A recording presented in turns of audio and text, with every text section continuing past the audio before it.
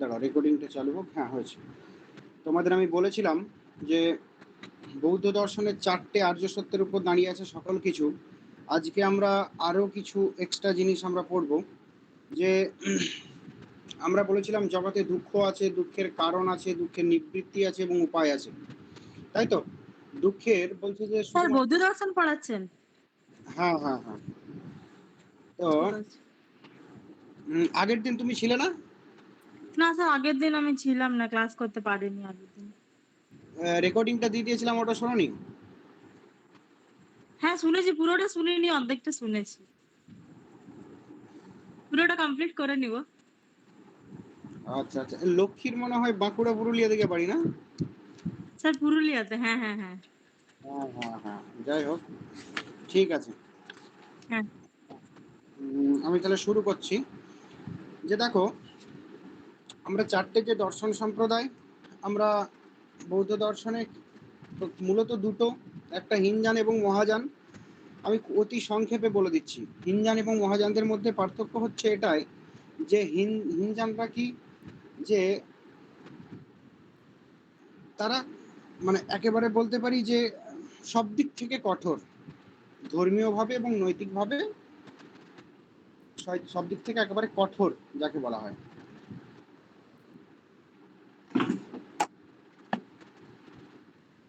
তারা বৌদ্ধদেবের ধর্মীয় অনুশাসনকে যেমন মেনে চলার পক্ষপাতী, সেরকম নৈতিক অনুশাসন। মহাযানরা একটু শিথিল, তারা ধর্মীয় অনুশাসনকে এতটা মানেন না, নৈতিকটাকে শুধু মানেন। এবং হীনযানদের নিজের লক্ষ্য এবং অপরের, মানে নিজের মুক্তি এবং অপরের মুক্তিটাই এদের লক্ষ্য।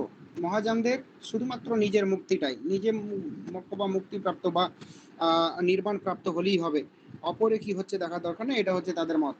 আর কি না, এরা কি, এরা হচ্ছে হীনযানরা আর কি, যে আমাদের অ্যাকচুয়ালি ইন্ডিয়া বেস।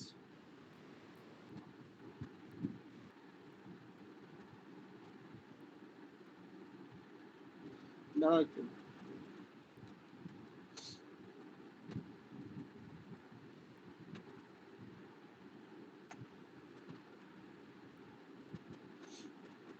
হীনযানরা আমাদের ভারতবর্ষর নিচের দিকে, মানে দক্ষিণ পূর্ব এশিয়ার দেশগুলোতে বেশিরভাগ, ভারতবর্ষের নিচের দিকটা এবং দক্ষিণ পূর্ব এশিয়ার অধিকাংশ দেশে কারা থাকে না, হীনযানরা। হীনযান ধর্মাবলম্বী বৌদ্ধ। আর উপরের দিকে, ইন্ডিয়ার উপরের দিকে এবং ইন্ডিয়ার উপরের দিকের যে কান্ট্রিগুলো এশিয়ার, সেগুলো সবই মহাযান সম্প্রদায়ের, যেমন চীন, তিব্বত, জাপান, কোরিয়া এগুলো। আর হীনযান কোনগুলো না, ইন্ডিয়ার নিচের দিকটা, হ্যাঁ, শ্রীলঙ্কা, মায়ানমার, এদিকে তোমার লাওস, কম্বোডিয়া, থাইল্যান্ড, মালয়েশিয়া, এই সকল জায়গাগুলো। হুম।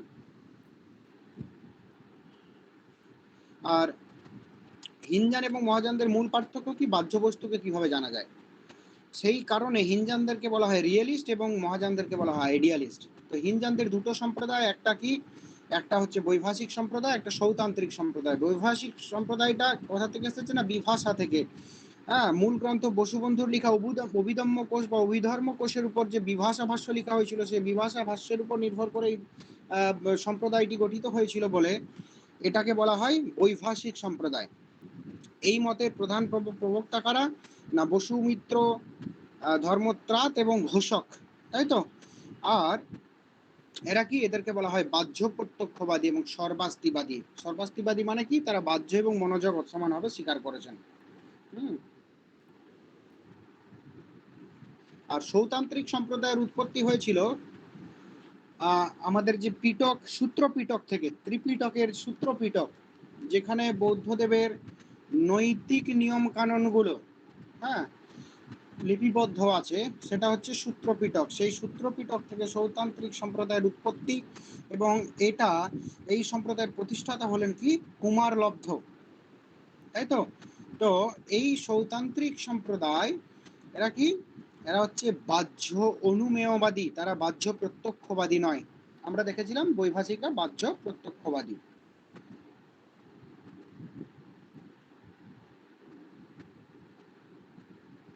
এরপর আসছে যোগাচার বিজ্ঞানবাদী এবং শূন্যবাদী। বিজ্ঞানবাদীদের মত হচ্ছে কি, সবই হচ্ছে ক্ষণিক বিজ্ঞান, হ্যাঁ, দেহ এবং মন সবকিছুই মানে দেহ এবং মন আমরা যা কিছু বলছি, মানে পৃথিবীর জড়দ্রব্য বলছি, যেগুলো চেতন দ্রব্য বলছি, সবকিছু এরা কি বলছে না সবই হচ্ছে বিজ্ঞান।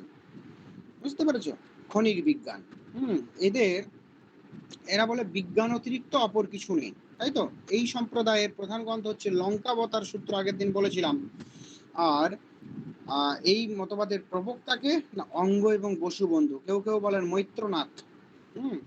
তো যাই হোক, এই মতবাদের অন্যান্য যারা মানে কি বলবো মতাবলম্বী আছেন, তারা কি বসুবন্ধু, দিগ্নাং, ধর্মকীর্তি, শান্তরক্ষিত ইত্যাদি আছেন। তো এনাদের মূল কি মূল কথা হচ্ছে সকল কিছুই কিন্তু তোমার খনিক বিজ্ঞান। এদের আমি কিছু কথা আমি স্টেপ বাই স্টেপ বলে দিয়েছিলাম আগের দিন, যে বিজ্ঞানবাদীদের মূল বক্তব্যকে যদি আমরা সাজাতে পারি, আমরা পাবো কেমন, যে বলছে মন নিরপেক্ষ বাহ্য বস্তু নেই, বাহ্য বস্তুর আমরা পাবো না, আমরা পাবো কি শুধুমাত্র ওই বিজ্ঞানকেই পাবো। আর চিত্ত বা মনই একমাত্র সত্তাবান, চিত্ত বা মন ব্যতিরেকে অপর কিছু নেই, মন হলো বিজ্ঞান ও ধারা বা চেতনা প্রবাহ। আর 4 নম্বর হচ্ছে প্রতিটি বিজ্ঞান ক্ষণিক। আমি বললাম ক্ষণিক বিজ্ঞান, প্রতিটি বিজ্ঞানই ক্ষণিক। জ্ঞাতা ও জ্ঞেয় বলে কোনো দ্রব্য নেই। যদি আমরা স্বীকার করি জ্ঞাতা এবং জ্ঞেয়, তাহলে দুটো ডিফারেন্ট বস্তু স্বীকার করা হয়ে যাবে এবং সেক্ষেত্রে সমস্যা হবে, তাই তো? আর বিজ্ঞানী জ্ঞাতা, বিজ্ঞানী জ্ঞেয়, তাই তো? সবই বিজ্ঞান, বিজ্ঞান ব্যতিরিক্ত অপর কিছু সত্য তারা স্বীকার করে না, বিজ্ঞান ব্যতিরিক্ত কিছুই স্বীকার করে না। আর শূন্যবাদীরা, শূন্যবাদীদের মূল কথা কি না, তাদের প্রধান প্রবক্তা হচ্ছে নাগার্জুন এবং অশ্বঘোষ, তাদের প্রবক্তা। তাদের মূল কথা কি, যে সবই কিন্তু শূন্য। শূন্য এখানে তারা কিন্তু ওই ভয়েড বা ফাঁকা অর্থে শূন্যটা তারা ইউজ করেনি। তারা শূন্য ইউজ করেছে কি ব্যাখ্যার অযোগ্য, তাই তো? যেটাকে মানে ওই নিহিলিজম আমরা বলতে পারি, নিহিলিজম। সেই নিহিলিজম অর্থে তাদেরকে নাস্তিক বলা, সরি শূন্যবাদী বলা হয়। কেননা তারা বলেন কি সবই শূন্য, এই অর্থে কি সব ফাঁকা, কিছুই নেই, সেটা কিন্তু নয়, আমাদের বুঝতে একটু ভুল হয়। তারা হচ্ছে কি যে কোনো বস্তু জগতের, তারা কি তারা বলেন যে জগতের কোনো বস্তুকে কোনোভাবেই ব্যাখ্যা করা যায় না। জগতের বস্তুকে সৎ বলা যায় না, জগতের বস্তুকে অসৎ বলা যায় না, সদসৎ বলা যায় না, সদসৎ ভিন্ন বলা যায় না, তাই তো? এই জন্য তারা হচ্ছে শূন্যবাদী। যাই হোক, এই পর্যন্ত আমার আগের দিন হয়েছিল। তো এই পর্যন্ত কারো কিছু প্রশ্ন থাকলে অবশ্যই করে নাও, তারপরে আমরা বৌদ্ধদের যে নির্মাণ লাভ কি করে সম্ভব, তাই তো, সেই জায়গাতে আমরা যাব। কি করে নির্মাণ লাভ হবে, নির্মাণের অবস্থাটা কেমন, এই প্রসঙ্গে আমরা বৌদ্ধ এথিক্সে যাব। হ্যাঁ, নির্মাণ সম্পর্কে আমরা জানবো, এই সকলগুলো আমরা আস্তে আস্তে জানবো। এই পর্যন্ত কারো কিছু যদি থাকে অবশ্যই বলে দাও।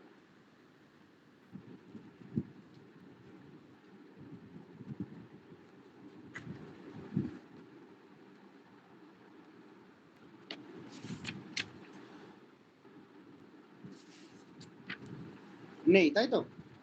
যাই হোক, দেখো, প্রথম কথা তাহলে বৌদ্ধদের মূল কথাগুলো হলো, এবং বৌদ্ধদের 4টে যে আমাদের আর্য সত্য সেটাও হলো। এরপর বলি বৌদ্ধ নীতি তত্ত্ব মাধ্যমে আমরা যে নির্বাণ লাভ করব, তার জন্য কিছু পন্থা বা পথ, তাই তো, তো তারা নির্দিষ্ট করে দিয়েছেন।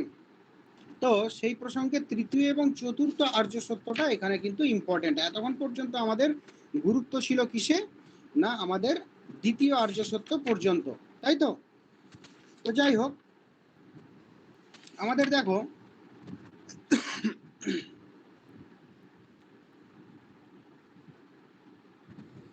বৌদ্ধরা তৃতীয় আর্য সত্যে বলেছে দুঃখের কারণ আছে, হ্যাঁ, দুঃখের নিবৃত্তি আছে, দুঃখের নিবৃত্তির উপায় আছে, তাই তো? দুঃখের কারণ আছে, ওটা দ্বিতীয়। তৃতীয়টা হচ্ছে দুঃখের নিবৃত্তি আছে এবং দুঃখের নিবৃত্তির উপায় আছে, তাই তো? এবারে তাহলে উপায়গুলো কি কি বা নিবৃত্তি কেমন না বলছে, নিবৃত্তি কেমন না বলছে, বৌদ্ধদের একটা সুন্দর উদাহরণ আছে, যে আমরা যদি একটা প্রদীপ জ্বালতে হয়, প্রদীপে কি লাগে, প্রদীপে তেল লাগে, সলতে লাগে, প্রদীপের পাত্র লাগে মাটির, তাই তো?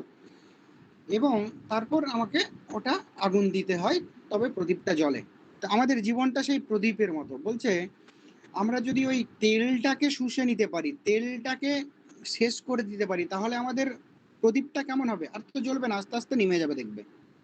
ঠিক সেরকম মানুষের জীবনে তেল কোনটা? না কর্ম। বলছে আমরা যদি কর্মটাকে ঠিকঠাক ভাবে হ্যান্ডেল করতে পারি, হ্যাঁ, কর্মটাকে যদি আমার নিজের কন্ট্রোলে আনতে পারি, কেমন কর্ম? না, এটাও কিন্তু সেই একই ধরনের এমন কর্ম, নিষ্কাম কর্ম, যেটা গীতাতে বলা হয়েছে। তো আমরা আমাদের কর্মটাকে যদি ঠিকঠাক ভাবে কন্ট্রোল করতে পারি, তাহলেই কিন্তু ওই প্রদীপের তেলের মতো, হ্যাঁ, তেল যেমন শুকিয়ে যায়, হ্যাঁ, সেরকম কি হবে না, আমাদের আস্তে আস্তে জীবনটাও শুকিয়ে যাবে। শুকিয়ে যাবে মানে কি না, আর পুনর্জন্ম গ্রহণের আর কোনো আমাদের সম্ভাবনা থাকবে না, তাই তো? তো তাহলে বোঝা গেল, আমি যে উদাহরণটা দিলাম তৃতীয় আর্য সত্যে ওটা আছে, যে আমাদের যেমন প্রদীপ জ্বলার জন্য তেল প্রয়োজন, সেরকম আমাদের জীবন চলার জন্য কি প্রয়োজন? কর্ম, তাই তো? সেই কর্মই আমাদের সকল কিছুর মূল। আমরা দ্বিতীয় আর্য সত্যে দেখেছিলাম, জরা জাতি ভব উপাদান তৃষ্ণা বেদনা স্পর্শ ষড়যন্ত্র নামরূপ, এইসব দিয়ে, তাই তো? মনে পড়ছে? তো এই যে জীবনে যে মানে জরা মরণ, তাই তো? আমাদের জরা মরণ জন্য যে দুঃখ, সেই দুঃখের নিবৃত্তি সম্ভব কি করে? একমাত্র যদি জন্ম না হয়। যদি আমরা পৃথিবীতে জন্মগ্রহণ করি, তাহলে অবশ্যই আমাদের আবার সেই জরা মরণ ভোগ করতে হবে, তাই তো? আমরা এই দুঃখ ভোগ করতে হবে, জরা মরণের মধ্য দিয়ে যেতে হবে। তো সেই জরা মরণের মধ্য দিয়ে যাতে না যেতে হয়, দুঃখ ভোগ আর না করতে হয়, তার জন্য বৌদ্ধরা বলছেন আমাদের, হ্যাঁ, যদি আমরা নির্বাণ লাভ করতে পারি, তাহলে আমরা জরা মরণের মধ্য দিয়ে যাব না, তাই তো? তো সেই কথাই তৃতীয় আর্য সত্যতে বলা হচ্ছে, তাই তো? যদি আমাদের তোমার দুঃখের নাশ হয়ে যায়, তাই তো, দুঃখের বিনাশ হয়ে যায়, তাই তো, তাহলে কি আমাদের আর পুনর্জন্ম হয় না, তাই তো? দুঃখের নাশ মানে কি? কি করে নাশ হবে? না কর্মের নাশ হতে হবে। কর্মের নাশ যদি না হয়, তাহলে দুঃখের নাশ হবে না, তাই তো? এরপর চতুর্থ আর্য সত্যতে আমরা গিয়ে দেখছি যে আমাদের মার্গ প্রদান করা হচ্ছে বৌদ্ধ দর্শনে, যে কোন কোন মার্গগুলো, হ্যাঁ, আমাদের পালন করলে আমরা সেই নির্বাণ লাভ করব, তাই তো?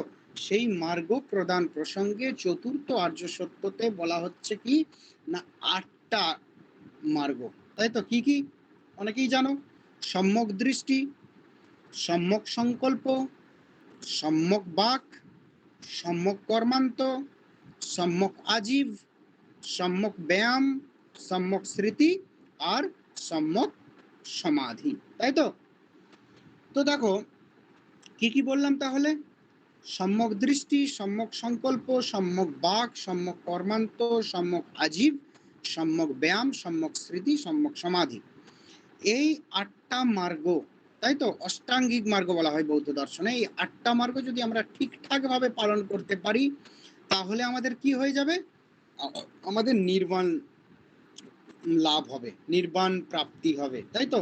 সম্যক দৃষ্টি কি না, বলছে জগৎ সম্পর্কে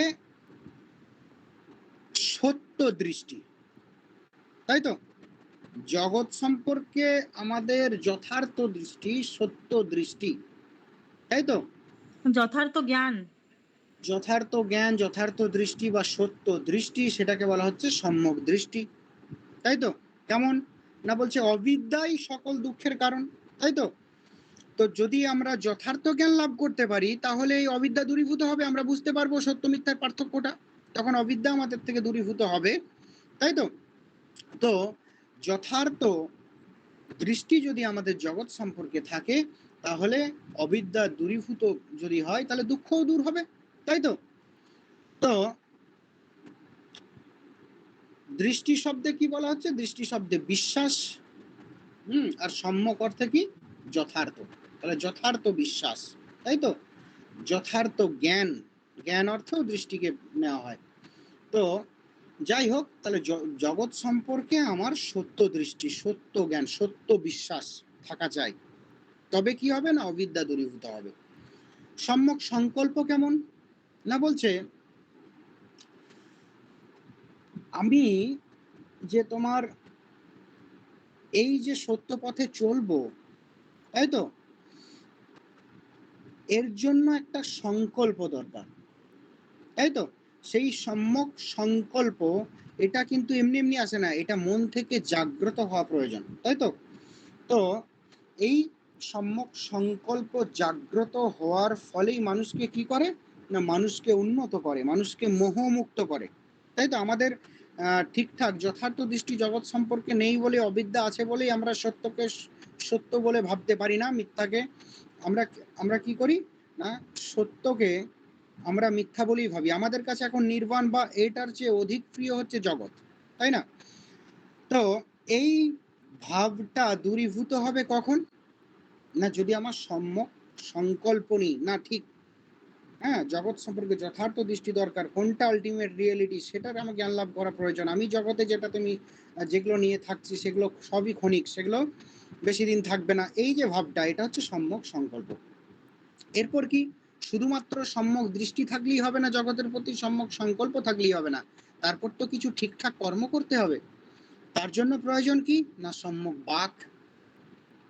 কেমন না, অসত্য বাক্য, নির্দয় বাক্য, মানে যে বাক্য অপরকে হার্ট করবে, অপরের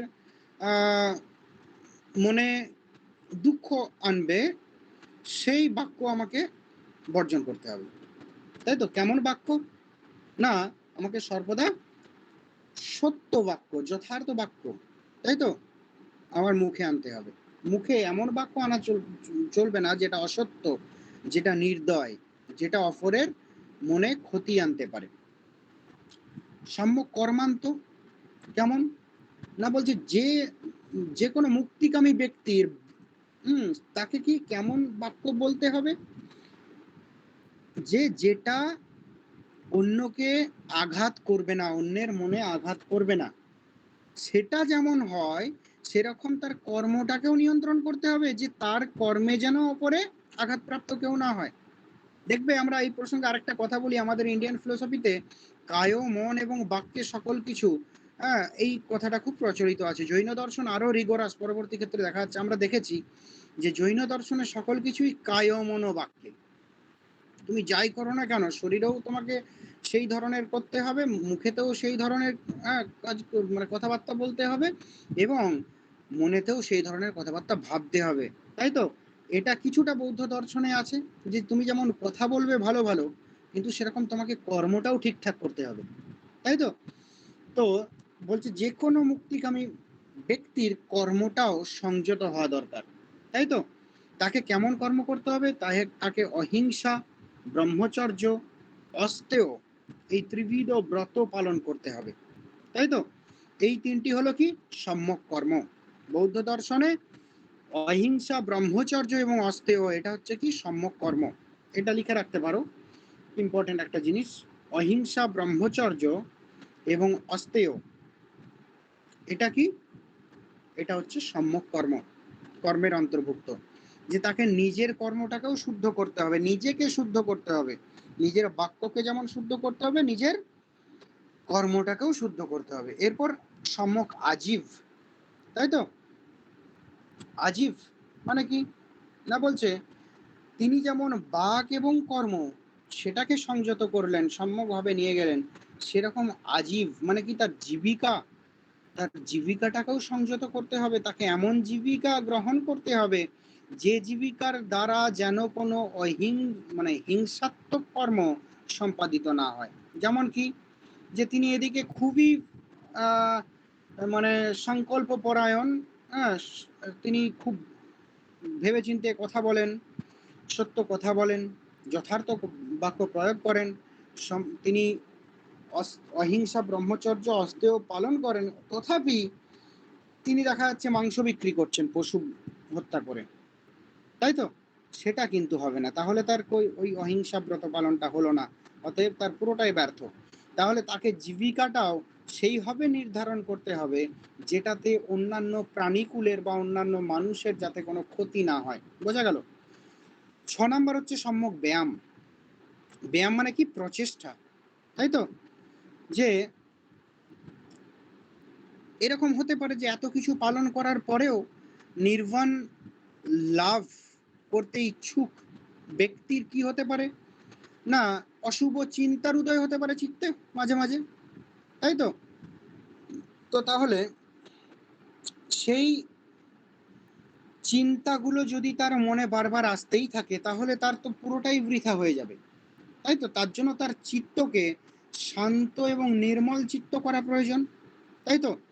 তো সেই যে অসৎ চিন্তাকে দূর করবেন, দূর করার কৌশল কোনটা? সম্যক ব্যায়াম, বারবার সৎচিন্তার অনুশীলন, বারবার সৎচিন্তা, বারবার সৎ কথা ভাবা, তাই তো, সৎকর্মর কথা ভাবা। এই যে বারবার সৎ যে প্রচেষ্টা, সেটাকে বলা হচ্ছে সম্যক ব্যায়াম, তাই তো। আর সম্যক স্মৃতি কি না, আগেরগুলো সর্বদা মনে রাখা, আগের যেগুলো সম্যক দৃষ্টি থেকে শুরু করে সম্যক ব্যায়াম, সকল কিছুই চিত্তে সর্বদা জাগ্রত রাখা, সেটা কি সম্যক স্মৃতি। আর সম্যক সমাধি কোনটা না, এই সকল কিছু যদি ঠিকঠাক পালন হয়, তাই তো, এই সাতটা, আগের সাতটা যদি ঠিকঠাক পালন মানে হয় কারো দ্বারা, তাহলে কি, তাহলে তিনি ধ্যান লাভ করবেন, তাই তো। মানে কি, তিনি সর্বদা অনন্তকাল ধরে, হ্যাঁ, তিনি শান্ত আনন্দময় উদাসীন অবস্থায় মানে অবস্থান করবেন। এই অবস্থাটাকে বলা হচ্ছে কি, যা নির্বাণ, তাই তো। এটাকে বলা হচ্ছে নির্বাণ, যে এই আগের সাতটা মনে রাখার ফলে তিনি কি, এই সাতটা কর্মকাণ্ড, হ্যাঁ, এই চিন্তা, এই সর্বদা সৎ চিন্তা, সৎ কর্ম, সৎ বাক্য, সৎ জীবিকা এবং সৎ ব্যায়াম, মানে সৎ কথারই বারবার বারবার মনে উদ্রেক ইত্যাদির ফলে কি, এবং আগেরগুলো পুরোটা ঠিকঠাক মনে রেখে সে নিরন্তর ধ্যানে লিপ্ত হবেন, তাই তো। এবং তার ফলে তার চিত্ত কি হবে, শান্ত আনন্দময় এবং উদাসীন হয়ে যাবে। এবং তিনি কি অনুভূতিবিহীন আত্মসমাহিত হবেন, অনুভূতিবিহীন, এবং তিনি আত্মসমাহিত হবেন, তাই তো, নিজেই নিজের মধ্যে ডুবে যাবেন। এরকম যে অবস্থা, এটাকে বলা হচ্ছে নির্বাণ। কেন দেখো, এই প্রসঙ্গে আমি তোমাদের গীতার একটা কথা বলি, যে এই যে বলা হলো কি অনুভূতিবিহীন হয়ে যাবেন। অনুভূতিবিহীন মানে কি, আমরা দেখো, আমরা সাধারণ মানুষ, আমাদের দেখো সর্বদা অনুভূতি আছে। আমরা দুঃখে ব্যথিত হই, আনন্দে আমরা আহ্লাদিত হই, উত্তেজিত হই, তাই তো। ভারত ধরো দুদিন আগে হেরে গেল, পাকিস্তানের বিরুদ্ধে হারলো, আবার শ্রীলঙ্কার বিরুদ্ধে হারলো, আমরা বলছিস ভারত হেরে গেল, টিমটার মধ্যে কিছু নেই, হ্যাঁ, যাকে তাকে দলে নিচ্ছে, দেখবে প্রচুর আলোচনা। কি, আমরা মানুষ, আমরা এটা করব, এটা আমাদের স্বভাবজাত। কেননা আমরা যোগী ব্যক্তি নই। দেখবে সমত্বং যোগ উচ্চতে, গীতাতে আছে, যে কথাটা বলতে চাইছিলাম, যে সমত্ব ব্যক্তি যারা, তাদের কি, তাদের কিন্তু লাভ অলাভ, জয় পরাজয়, সুখ দুঃখ, শীত গ্রীষ্মতে তাদের কোনো বিকার থাকে না। কিন্তু আমরা যারা সাধারণ মানুষ, আমরা যারা সংসারী জীব, তাদের কিন্তু, হ্যাঁ, জীবনের যেন এগুলোই সব কিছু, তাই না। আমাদের লাভ হলে আমরা খুশি হই, হ্যাঁ, আমাদের ক্ষতি হলে আমরা দুঃখ পাই। শীতে আমরা কনকনে শীতে আমরা কাঁপি থরথর করে, আবার গ্রীষ্মেতে আমরা বলি কি গরম, ঘাম দেয়, ছটফট করি, তাই তো। আমরা জয়, আমরা যদি জয় লাভ করি কোথাও, তাই তো, তখন আহ্লাদিত হই। আমরা যদি পরাজয় হয় তখন গ্লানি হয় আমাদের মধ্যে, তাই তো। তো যাই হোক, এটা আমাদের সাধারণ মানুষের বৈশিষ্ট্য, সংসারী মানুষের বৈশিষ্ট্য।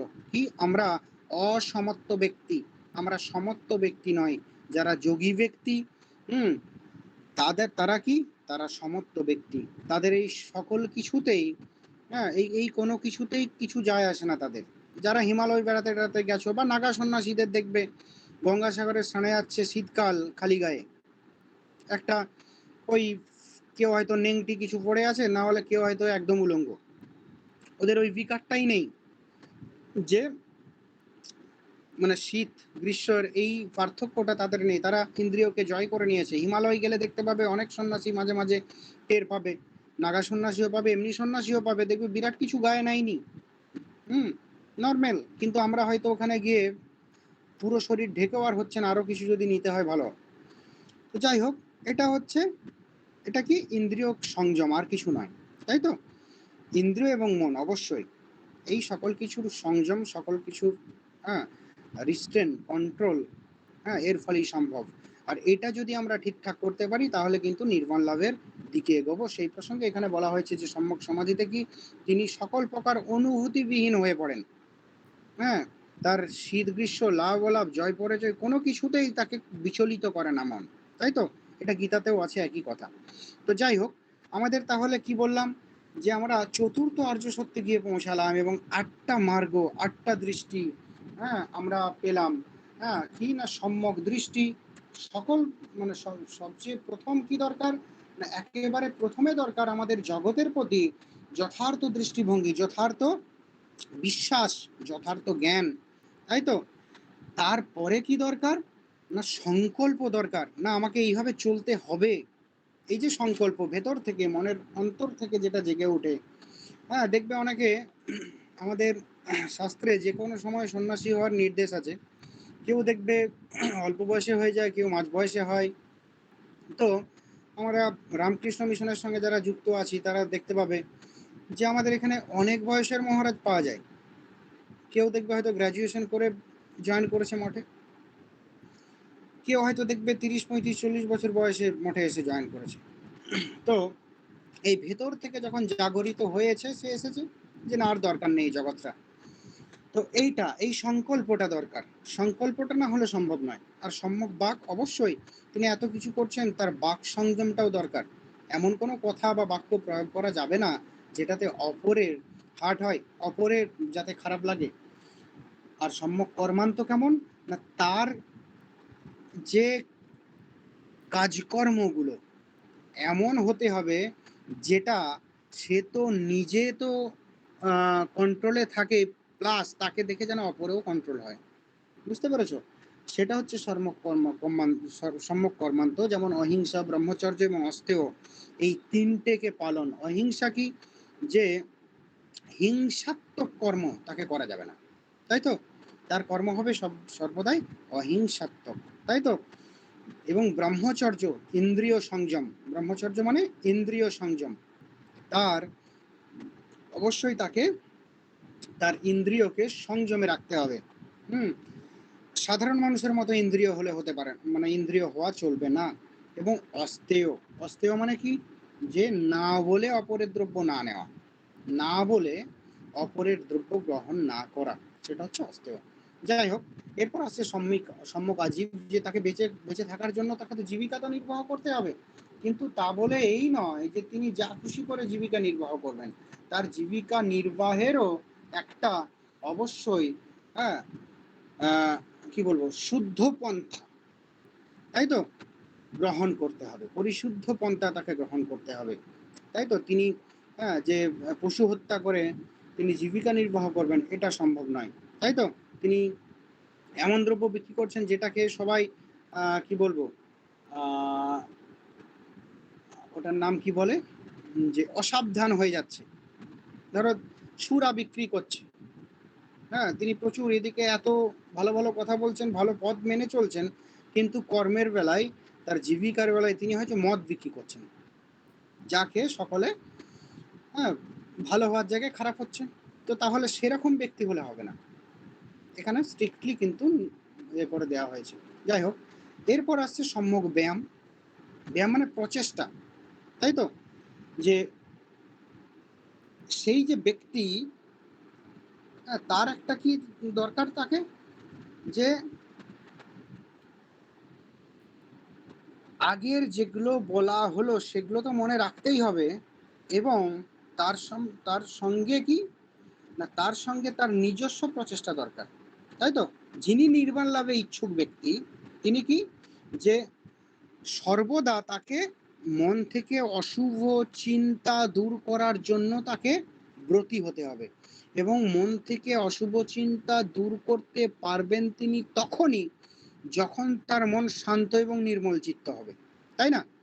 আমাদের মন কেমন দেখো, আমাদের মন কিন্তু শান্তও নয়, নির্মলও নয়। আমাদের মন এখন এখানে তো বৃন্দাবনে, পরক্ষণে বৃন্দাবন। তাই তো দেখো, সঙ্গে সঙ্গে একটু নিজের মন দিকে খেয়াল করো। কেউ হয়তো বর্ধমানে থাকো, কেউ কলকাতায় থাকো, কেউ বাঁকুড়ায় থাকো, কেউ পুরুলিয়ায়, কেউ হাওড়ায়, কেউ হুগলি। দেখো হঠাৎ করে আমরা হাওড়ার থেকে হুগলি চলে যাচ্ছি, হুগলি থেকে পুরুলিয়া চলে যাচ্ছি, পুরুলিয়া থেকে হয়তো আমরা অন্য কোথাও চলে যাচ্ছি, ওখান থেকে আবার ফিরে আসছি। এই চলছে, কিন্তু আমাদের মন কিন্তু বিক্ষিপ্ত। তাই তো, আমাদের মন কিন্তু সর্বদা বিক্ষিপ্ত, শান্ত নির্মল চিত্তের একেবারে বিপরীত। তাই সম্যক ব্যায়ামের মাধ্যমে ব্যক্তিকে কি করতে হবে? নির্বাণকামী ব্যক্তি, নির্বাণ লাভে ইচ্ছুক ব্যক্তিকে সর্বদা সম্যক ব্যায়ামের মাধ্যমে তার চিত্তকে, তার মনকে শান্ত এবং নির্মল করতে হবে। তারপর কি সম্যক স্মৃতি? অপর যে 6 ধরনের কথা বলা হলো, 6 ধরনের পন্থা কথা বলা হলো, সেটা মার্গের কথা বলা হলো, সেগুলো সম্পর্কে সদা জাগ্রত থাকতে হবে। সব মানে প্রতি মুহূর্তে ওই 6 প্রকার দৃষ্টি বা মার্গ সম্পর্কে কি না আমাদের সচেতন থাকতে হবে, সর্বদা মনে রাখতে হবে। এটাই হচ্ছে সম্যক স্মৃতির মূল কথা। হ্যাঁ, কোনোটার মাহাত্ম্য ভুলে গেলে হবে না, তাহলেই বিফল। এবং লাস্টে আমরা পৌঁছাচ্ছি সম্যক সমাধি, যে এই সকল তোমার দৃষ্টিগুলোতেই ডুবে যাওয়া। সহজ কথায় এই দৃষ্টিগুলোতেই ডুবে যাওয়া, এগুলোই ভাবা, এগুলোই করা, এগুলোই এই ধরনের বাক্য প্রয়োগ করা, এগুলোতেই ডুবে যাওয়া, নিরন্তর ধ্যান। আমাদের দেখবে ভারতীয় দর্শনে বলা হয় শ্রবণ মনন নিদিধ্যাসন। এখন হচ্ছে শ্রবণ। তাই তো, আমাদের যে কোনো দেখবে, তোমরাও দেখবে, লক্ষ্য করবে যে যেগুলো শুধুমাত্র পাঠ্য বইয়ে তোমরা শুধু মুখস্থ করেছো, সেগুলো আজ ভুলে গেছে। দেখো, একটাও মনে নেই। ভাবছা হয়তো কোনোটা মনে আছে যেগুলো রিসেন্ট মুখস্থ করেছিলে, হয়তো প্রচুর নাম্বার পেয়ে গেছো, এতে একটা কিছুও মনে নেই। কিন্তু যেগুলোকে তোমরা শ্রবণ মনন নিদিধ্যাসনের মাধ্যমে জেনেছো, এমন কিছু কিছু হয়তো বিষয় থাকবে যেগুলো খুব ভালো লেগেছে, প্রথমে শুনেছো কারুর থেকে বা বই থেকে পড়েছো, তারপরে সেটা সম্বন্ধে ভেবেছো বারবার, তারপর আবার পড়েছো, তাই তো, তারপর আবার ভেবেছো। হ্যাঁ, এই যে ভাবনাটা তারপরে আরো বেড়েছে। সেই সকল টপিকগুলো, সেই সকল বিষয়গুলো ফিলোসফির কি ফিলোসফির বাইরে হতে পারে, দেখো আজও বলোনি। আমাদের ইন্ডিয়ান ফিলোসফিতে একটা পদ্ধতি আছে পড়াশোনার, যে প্রথমে কোনো কিছু শ্রবণ, আমাদের কেননা ইন্ডিয়ান ট্র্যাডিশনটা ছিল গুরু শিষ্য পরম্পরায় মনে রাখা হতো শুনে শুনে। তো প্রথমে শ্রবণ করা হতো, তারপর মনন করা হতো যে ঠিকঠাক মনে করতে পারছি কিনা, তারপর নিধিধ্যাসন, নিরন্তর সেই বিষয়টাই ধ্যান, যে এটার কি আমার গুরু ঠিক বললেন নাকি ভুল বললেন, নাকি এটার অন্য কোনোভাবে ইন্টারপ্রিয়েট করা যেত। এই প্রসঙ্গেই আসছে ভাষ্য। গুরুর কথাটা কোনো কোনো ক্ষেত্রে শিষ্যের ঠিকঠাক মনোপুত হচ্ছে না, তখন নিজে তিনি ইন্টারপ্রিটেশন লিখছেন তার উপর, যে এই জায়গাটা এইভাবে বিস্তৃত করলে যদি, বা অন্যভাবে এইভাবে যদি ভেবে বলা হতো তাহলে ভালো হতো। তাই তো। তো যাই হোক, তো সেই নিরন্তর ধ্যান যেটা, সেটা বৌদ্ধ দর্শনে কি না সম্যক সমাধি। বোঝা গেল? এরপরে তাহলে আমরা কি জানলাম? আমরা নির্বাণ লাভ প্রসঙ্গে আমরা অষ্টাঙ্গিক মার্গ আমরা জানতে পারলাম। তাই তো, এটা সবাই পড়েছে ছোট থেকে, তবুও আমার উচিত যেটা সেটা আমি বললাম। এরপরে বৌদ্ধ দর্শনে আমাদের এই যে অষ্টাঙ্গিক মার্গ, তাই তো, এই অষ্টাঙ্গিক মার্গকে আবার 3 ভাগে ভাগ করা হয়েছে। কেমন? যে শীল সমাধি এবং প্রজ্ঞা, শীল সমাধি এবং প্রজ্ঞা, মানে প্রজ্ঞাশীল সমাধি বলে, এটা হলে ঠিকঠাক হবে, প্রজ্ঞাশীল এবং সমাধি। তাই তো। তো তাহলে এই অষ্টাঙ্গিক মার্গ উপর থেকে নিচ লিখে নাও, তাহলে সুবিধা হবে। উপর থেকে নিচ লিখে নাও, যেমন সম্যক দৃষ্টি, সম্যক সংকল্প, সম্যক বাক, সম্যক কর্মান্ত, সম্যক আজীব, সম্যক ব্যায়াম, সম্যক স্মৃতি, সম্যক সমাধি। এই 8টা যে পরপর আছে, উপর থেকে নিচ পর্যন্ত লিখে নাও।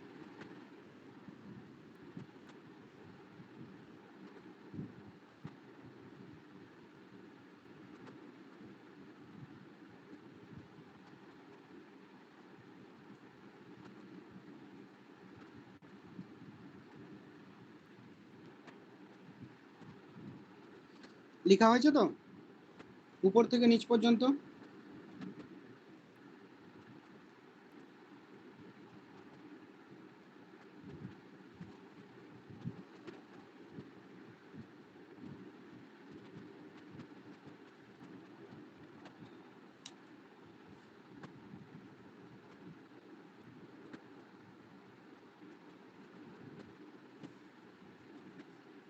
রিপ্লাই করো কেউ। হ্যাঁ স্যার হয়ে গেছে। আচ্ছা দাঁড়াও একটু।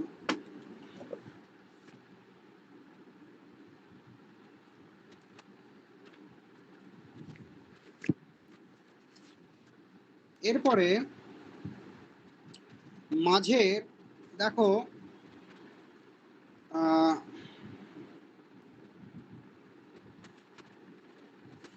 সম্যক বাক্য, সম্যক কর্মান্ত এবং সম্যক আজীব।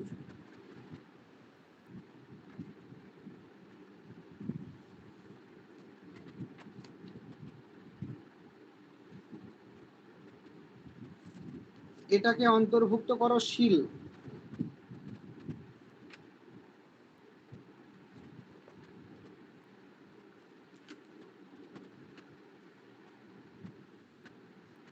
এই প্রসঙ্গে অনেক কথা হবে।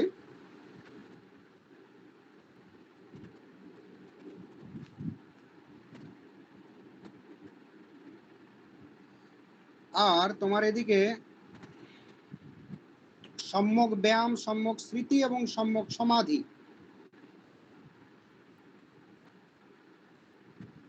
সম্যক ব্যায়াম, সম্যক স্মৃতি এবং সম্যক সমাধি, এই তিনটে হচ্ছে কি সমাধি। প্রজ্ঞা, শীল, সমাধি বলেছিলাম।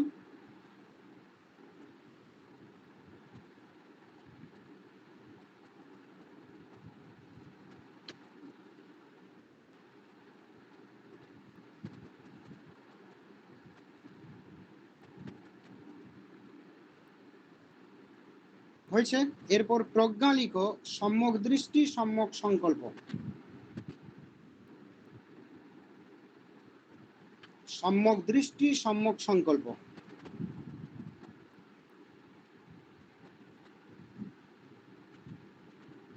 হয়েছে তো? দেখো তাহলে কি কি বললাম উপর থেকে নিচ পর্যন্ত। সম্যক দৃষ্টি, সম্যক সংকল্প, এটা কি প্রজ্ঞা।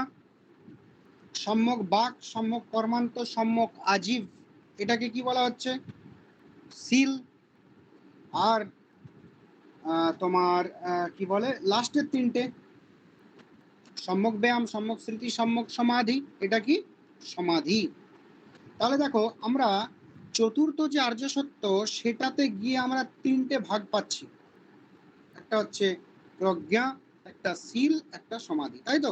প্রথম দুটো হচ্ছে প্রজ্ঞা, তারপরে তিনটে হচ্ছে কি তোমার শীল, তারপরে তিনটে হচ্ছে সমাধি, তাই তো? এই প্রসঙ্গেই তোমাদের আরো কথা আসবে। যে দেখো তাহলে প্রজ্ঞা কেন বলা হচ্ছে প্রথম দুটোকে, সম্যক দৃষ্টি এবং সম্যক সংকল্প, যেটা বললাম লিখতে পেরেছো তো?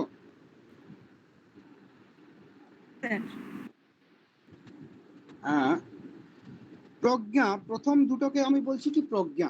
আমি বলেছিলাম দেখো প্রজ্ঞা বলেছিলাম সম্যক দৃষ্টি এবং সম্যক সংকল্প, এবং ওই দুটো পড়াতে গিয়ে আমি বলেছিলাম প্রথম কথা যে জগতের প্রতি যথার্থ বিশ্বাস, যথার্থ জ্ঞান, যথার্থ দৃষ্টি প্রয়োজন, তাই তো? যথার্থ মানে সত্য দৃষ্টি প্রয়োজন, তাই তো? এবং সেই প্রসঙ্গে সংকল্প করাও প্রয়োজন।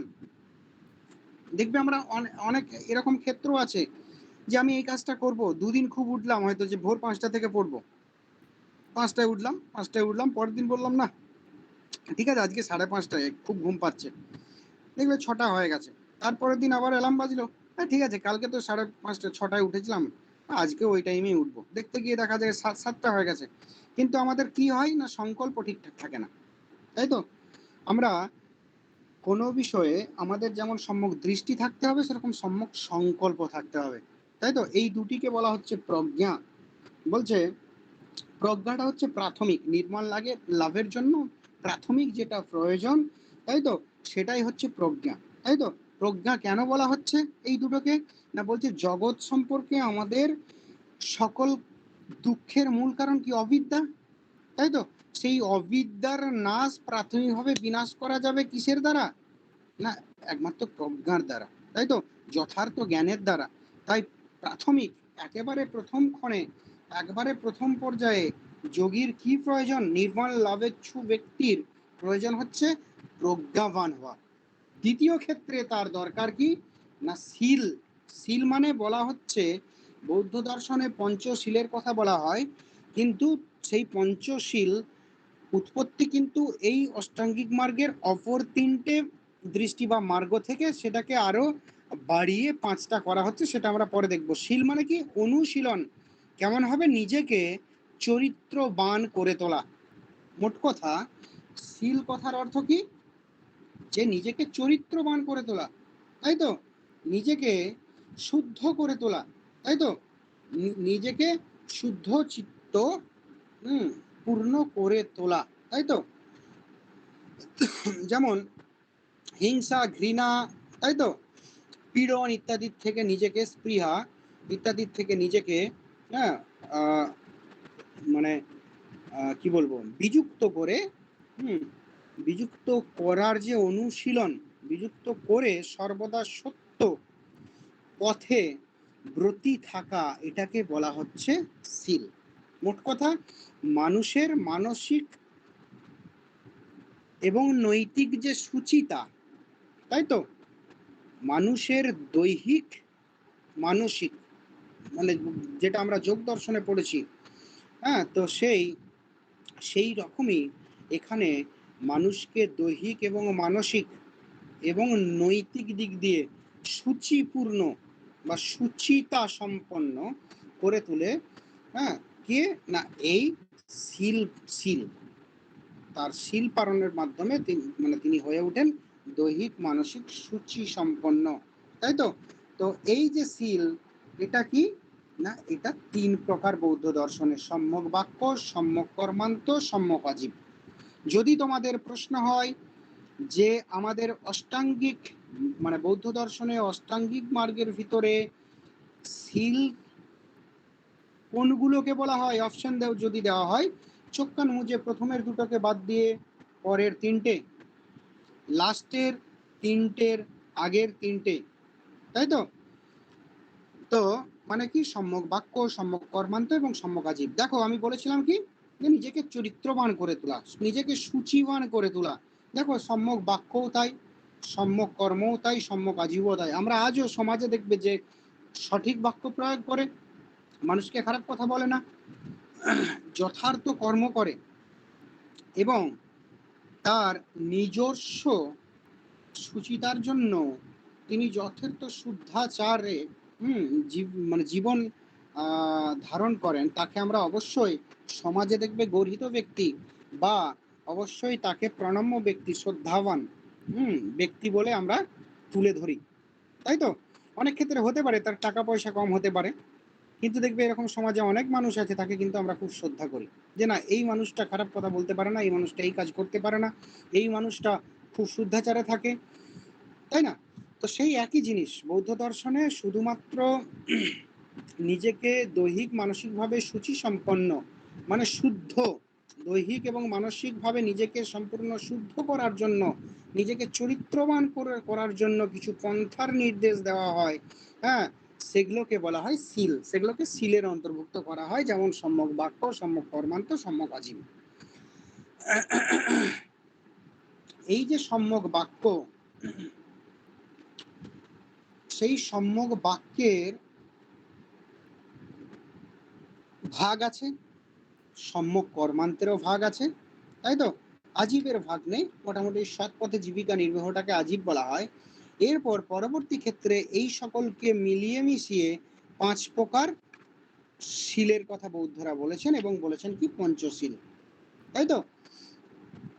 তো দেখো একে একে যেমন বলবো সেরকম লিখবে।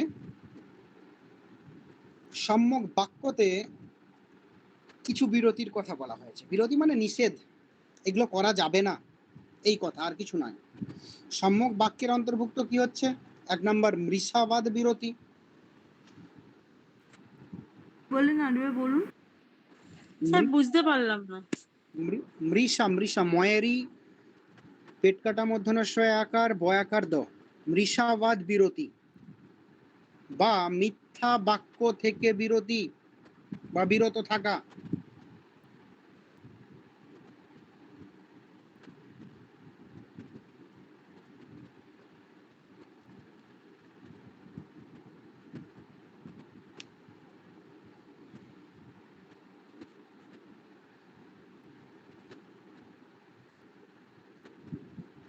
হয়েছে। এরপর হচ্ছে পিণ্ডনবাদ বিরতি। পিণ্ডন পয়েরস্বয় মূর্ধন্যয় ড দন্তের ন পিণ্ডনবাদ বিরতি বা বিদ্বেষ পরায়ণ বাক্য বলা থেকে বিরতি।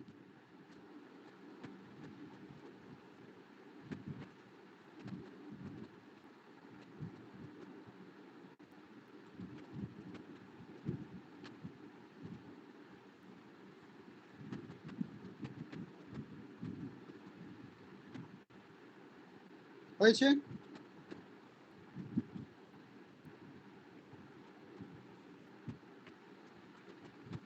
তিন নাম্বার হচ্ছে পুরুষবাদ বিরতি, কর্কশ বা নিষ্ঠুর বাক্য থেকে বিরতি। চার নম্বর হচ্ছে সংলাপ বিরতি বা বৃথা বাক্য অযথা বাক্য বলা থেকে বিরতি।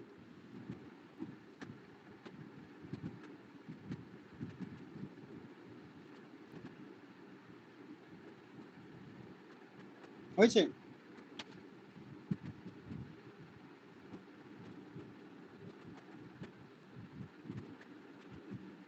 পুরুষবাদ বিরতিটা কি বললেন?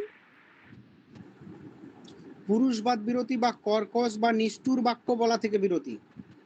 চার নম্বর হচ্ছে সংলাপ বিরতি, অর্থাৎ বৃথা কথা অযথা কথা বলা থেকে বিরতি, নিজেকে নির্লিপ্ত রাখা। কোনোদিনও কখনো বৌদ্ধ আমাদের সঙ্গে যদি দেখতে পাও, বৌদ্ধ আমাদের যদি সামনে থেকে দেখতে পাবে কেমন, যে বেশি কথা বলে না। তুমি যদি কোনো কিছু জিজ্ঞাসা করো, তুমি যতটুকু জিজ্ঞাসা করবে ততটুকুই তোমাকে বলবে, তার বাইরে তোমাদের সঙ্গে কথা বলবে না, কারোর সঙ্গে বলবে না আর কি। এটা প্রথম বৈশিষ্ট্য। বা যে কোনো সন্ন্যাসী, তুমি বৌদ্ধ লামা ছেড়ে দাও, রামকৃষ্ণ মিশনেও যাও, হ্যাঁ, বেশিরভাগ সন্ন্যাসী কিন্তু তুমি কথা বললে যতটুকু বলবে ততটুকু উত্তর দিয়ে চলে যাবে, তোমার দিকে হয়তো নাও তাকাতে পারে। তো যাই হোক, তাহলে কি কি বিরতি বললাম? মৃষাবাদ বিরতি, পিণ্ডদান বিরতি, পুরুষবাদ বিরতি, সংলাপ বিরতি। মৃষাবাদ বিরতি কি? মিথ্যা কথা থেকে বিরতি। পিণ্ডনবাদ বিরতি মানে কি? বিদ্বেষ পরায়ণ বাক্য থেকে বিরতি। পুরুষবাদ বিরতি মানে কি? কর্কশ বা নিষ্ঠুর বাক্য থেকে বিরতি। প্রলাপ বিরতি মানে বৃথা বাক্য থেকে বিরতি, তাই তো? এরপরে প্রথমে কি হলো? সম্যক বাক্য। সম্যক বাক্য কি কি সেটাকে মানে ব্যাখ্যা করার জন্য চার প্রকার বিরতির কথা বলছেন।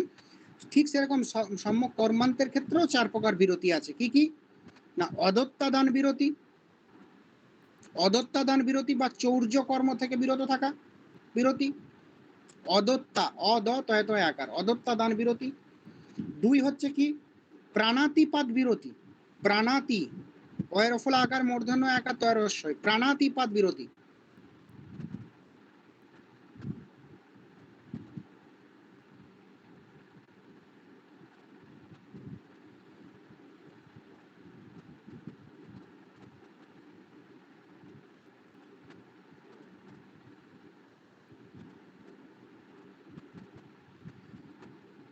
তিন নম্বর হচ্ছে মৃষাবাদ বিরতি বা কামনা চরিতার্থ থেকে বিরতি।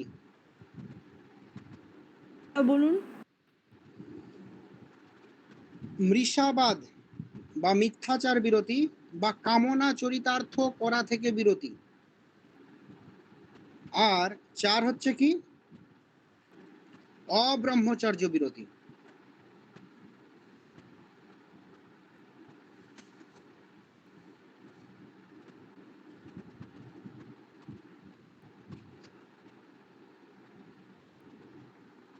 হয়েছে? কি স্যার? সম্যক কর্মান্তেরও 4 প্রকার বিরতি। এক হচ্ছে অদত্তদান বিরতি, 2 প্রাণাতিপাত বিরতি বা হত্যা থেকে বিরত থাকা, 3 মৃষাবাদ বা কামনা সমূহের বিরতি বা কামনা চরিতার্থ করা থেকে বিরতি, 4 হচ্ছে অব্রহ্মচর্য বিরতি, ব্রহ্মচর্য ভাব থেকে বিরতি। বোঝা গেল? আর সম্যক আজীব কোনটা না, যথার্থ মানে জীবন নির্ধারের জন্য যে জীবিকা গ্রহণ করবে সেই জীবিকাটা তোমাকে যথার্থ, তোমার যথার্থ জীবিকা হওয়া প্রয়োজন। বোঝা গেল? সেই জীবিকাটা তুমি যা খুশি জীবিকা গ্রহণ করে নিলে তাহলে কিন্তু হবে না। মানে তুমি হয়তো পশু হত্যা করে তুমি জীবিকা নির্বাহ করছো, সেটা তো সম্ভব নয়, সেটা তোমার এই নির্মাণ লাভের পরিপন্থী, সেটাই বলা হচ্ছে। বোঝা যাচ্ছে? তো তাহলে কি কি হলো, যে প্রজ্ঞা পেলাম আমরা, কি কি না, প্রজ্ঞাতে আমরা পেয়েছিলাম প্রথম দুটো দৃষ্টি, প্রথম দুটো মার্গ, অষ্টাঙ্গিক মার্গের প্রথম দুটো মার্গ কি কি ছিল, সম্যক দৃষ্টি এবং সম্যক সংকল্প। সেই সম্যক দৃষ্টি এবং সম্যক সংকল্প গ্রহণ হয়ে গেল, তারপরে কি পালন করতে হবে, তোমাকে শীল অনুশীলন করতে হবে, শীল পালন করতে হবে। সেই শীল কি কি না, সম্যক বাক্য প্রয়োগ করতে হবে তোমাকে, সম্যক কর্মান্ত করতে হবে তোমাকে নিজেকে শুদ্ধ রাখার জন্য, এবং সম্যক আজীব সঠিকভাবে জীবিকা নির্বাহ তোমাকে করতে হবে। এবং সেই প্রসঙ্গে সম্যক বাক্য এবং সম্যক কর্মান্তের তোমাদের যে কি কি মানে থেকে বিরত থাকতে হবে সম্যক বাক্য প্রয়োগ করতে হলে, সেই সকল বললাম। যে মৃষাবাদ বিরতি, মিথ্যা বাক্য বলা থেকে বিরত থাকতে হবে, পিণ্ডনবাদ বিরতি, যে বিদ্বেষ পরায়ণ বাক্য প্রয়োগ থেকে বিরত থাকতে হবে, পুরুষবাদ বিরতি, কর্কশ বা নিষ্ঠুর বাক্য প্রয়োগ থেকে বিরত থাকতে হবে, আর কি সংপ্রলাপ বিরতি বা বৃথা বাক্য, যে অযথা আমরা অনেক সময় বাক্য প্রয়োগ করি, কেউ শুনছে না, কারোর ইচ্ছাও নেই, কিন্তু অযথা আমরা তবুও অনেক সময় বাক্য প্রয়োগ করে থাকি, সেটা চলবে না। বোঝা গেল? এই সকল গুলো থেকে আমাদের কি করতে হবে, আমাদের বিরত থাকতে হবে। এরপর কি সম্যক কর্মান্তেরও 4 প্রকার বিরতি, যে সম্যক কর্মান্ত করতে গেলে এই ধরনের কাজগুলো থেকে বিরত থাকতে হবে। যেমন কি অদত্তদান বিরতি, যে চৌর্য কর্ম করা যাবে না, প্রাণাতিপাত বিরতি, হত্যা করা যাবে না, হত্যা থেকে বিরত থাকতে হবে, মৃষাবাদ বা মিথ্যাচার বিরতি, যে কামনা চরিতার্থ করা থেকে বিরতি, আর 4 নম্বর হচ্ছে অব্রহ্মচর্য বিরতি, ব্রহ্মচর্যা ভাব থেকে বিরতি। তাই তো, সর্বদা তাকে ব্রহ্মচর্য পালন করতে হবে। বোঝা গেছে? তো এই যে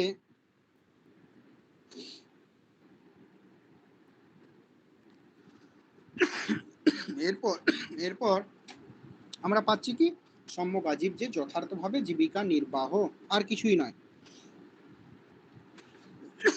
এগুলোকেই পরবর্তী ক্ষেত্রে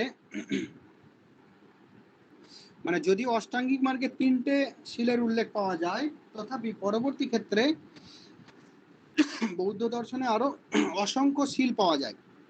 সেগুলোকে মোটামুটি 5টি ভাগে ভাগ করা যায়।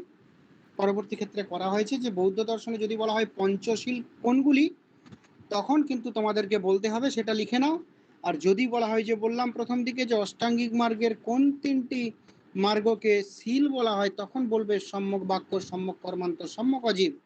আর যদি বলা হয় পঞ্চশীল কোনগুলি, তখন কিন্তু তোমাদেরকে বলতে হবে কি কি না, সেটা আমি বলছি।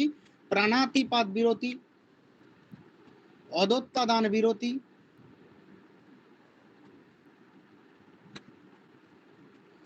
অব্রহ্মচর্য বিরতি, মৃষাবাদ বিরতি, আর মদ্য মাদকার্থ বিরতি, মদ্য মাদকার্থ বিরতি।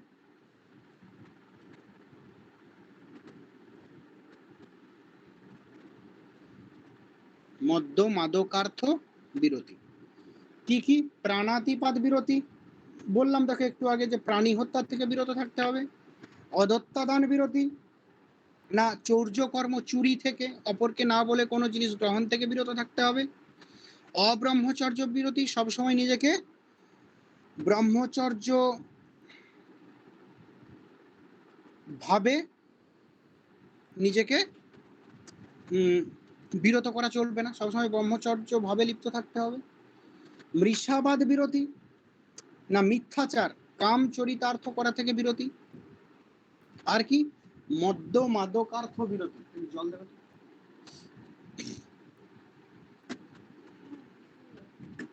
এখানে রাখছি, তুমি জলটা নিয়ে যাও।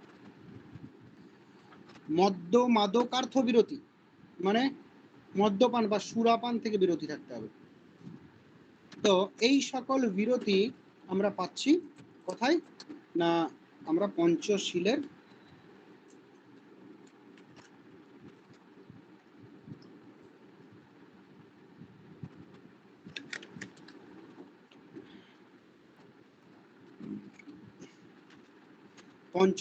আলোচনা প্রসঙ্গে। এই পাঁচটিকেই বলা হয় পঞ্চশীল: প্রাণীপাদ বিরতি, অদত্তাদান বিরতি, অব্রহ্মচর্য বিরতি, মৃষাবাদ বিরতি এবং মদ্য মাদকার্থ বিরতি। বোঝা গেল? এরপর তোমাদের আছে কি সমাধি। এই সেই প্রসঙ্গে আরো কিছু কথা বলবো, না এখনই বলে নি, তারপরে সমাধিতে আসবো। যে দেখো, যে শীল মানে শুধুমাত্র আমরা কি বুঝলাম যে শুধুমাত্র বাহ্য ইন্দ্রিয়ের নিয়ন্ত্রণ, সেটা কিন্তু নয়। এই শীলটা কি অন্তর এবং বহিরিন্দ্রিয় উভয়েরই নিয়ন্ত্রণ, এবং সর্বোপরি তোমার ক্যারেক্টার নিয়ন্ত্রণ, তোমার চরিত্র নিয়ন্ত্রণ।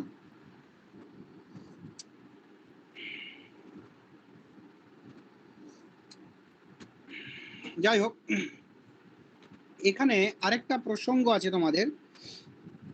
এই যে শীলটাকে যদি আমরা মানে একটা কথা বলা প্রসঙ্গে সংবর কথাটা তোমাদের বলতে হবে, সেই সংবরটা বলা প্রসঙ্গে তোমাদের দু একটা কথা এখানে আমি বলছি, যেটা অনেক ক্ষেত্রে তোমাদের কোশ্চেন আসে, নেটেতেও এসছে সংবর। তো বলছে শীল কথাটিকে যদি আমরা অন্যভাবে ভাঙি, এই ধরনের তথাকথিত বৌদ্ধ পরিভাষা থেকে বাইরে গিয়ে যদি আমরা শীল কথাটিকে ভাঙি, তাহলে পাবো কেমন? এক দুই করে লিখে নেবে। এক হচ্ছে সঠিক বা যথার্থ ইচ্ছা বা নির্বাচন, যার পারিভাষিক নাম চেতনা। প্রথমের ক্ষেত্রে আমরা দেখেছি। একবার বলুন স্যার। শীল কথাটির মধ্যে নিহিত রয়েছে এক নাম্বার হচ্ছে যথার্থ নির্বাচন বা সঠিক বা যথার্থ ইচ্ছা বা নির্বাচন, বা যথার্থ নির্বাচন বা যথার্থ ইচ্ছা, যার পারিভাষিক নাম চেতনা। এটা এক নাম্বার। সঠিক বা যথার্থ ইচ্ছা বা নির্বাচন, যার পারিভাষিক নাম চেতনা, এটা এক নাম্বার গেল। শীল কথাটির মধ্যে কি নিহিত রয়েছে, তার মানেটা কি, যদি পরিষ্কার করে খুলে বলা হয়, যা বললাম এতক্ষণ দেখো তাই বলা হবে এই কটা কথাতে। বলছে এর সঙ্গে যুক্ত মানসিক অবস্থা চেতসিক। বলছে শুধু মনটা নয়, মন এবং মানসিক অবস্থা দুটোকেই তোমাকে কন্ট্রোলে আনতে হবে। তাহলে সঠিক বা যথার্থ ইচ্ছা বা নির্বাচন এক নাম্বার। দু নাম্বার হচ্ছে এর সঙ্গে যুক্ত মানসিক অবস্থা বা চেতসিক, যেটাকে চেতসিক বলা হয়। তিন নাম্বার বলছে কায় ও বাক্যে পাপ থেকে বিরত থাকা। আমরা তো তাই দেখলাম যে কোনো প্রকার পাপ করা যাবে না। আর এটাও বলেছি যে শীল মানে কি, নিজের চরিত্র গঠন, মোট কথা। তো এক নাম্বার সঠিক বা যথার্থ ইচ্ছা বা নির্বাচন, দু নাম্বার এর সঙ্গে যুক্ত মানসিক অবস্থা চেতসিক, তিন নাম্বার হচ্ছে কায় বাক্যে পাপ থেকে বিরত থাকা, চার নাম্বার হচ্ছে মানসিক সংযম বা নিয়ন্ত্রণ, সংবর।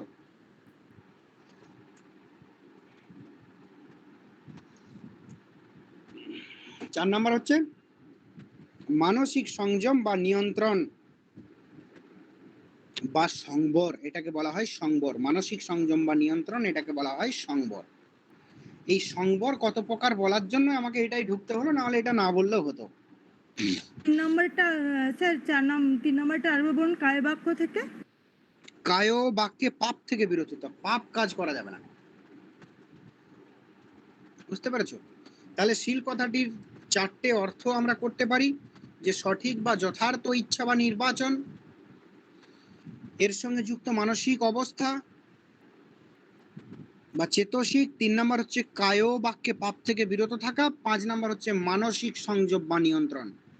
সেই মানসিক সংযম বা নিয়ন্ত্রণকে বলা হয় সংবর। বৌদ্ধ দর্শনে মানসিক সংযম বা নিয়ন্ত্রণকে বলা হয় সংবর।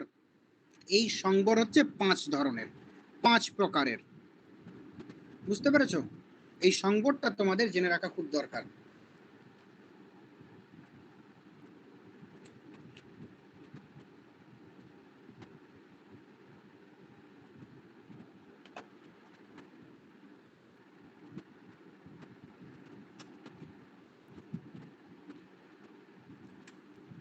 এই 5 প্রকার সংবর তাহলে কি কি? লিখো পরপর। প্রাতিমোক্ষ সংবর, প্রাতিমোক্ষ সংবর,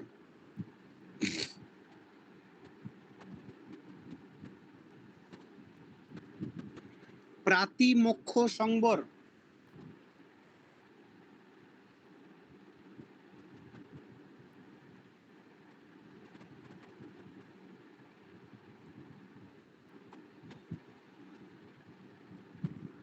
ওই যে প্রাতিমোক্ষ, প্রাতিমোক্ষ সংবর। 2 হচ্ছে সতী সংবর। পরপর উপর থেকে নিচে লিখো, তারপর কোনটার কি মানে বলছি। 3 হচ্ছে জ্ঞান সংবর। 1 হচ্ছে প্রাতিমোক্ষ সংবর, 2 হচ্ছে সতী সংবর, 3 হচ্ছে জ্ঞান সংবর, 4 ক্ষান্তি সংবর।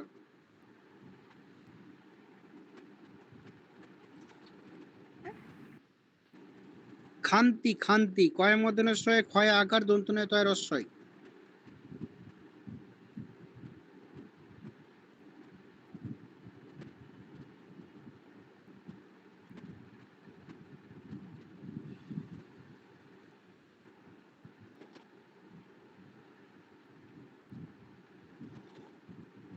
হয়েছে? প্রাতিমোক্ষ সংবর, সতী সংবর, জ্ঞান সংবর, খান্তি সংবর, আরেকটা হচ্ছে বীর্য সংবর। ঠিক।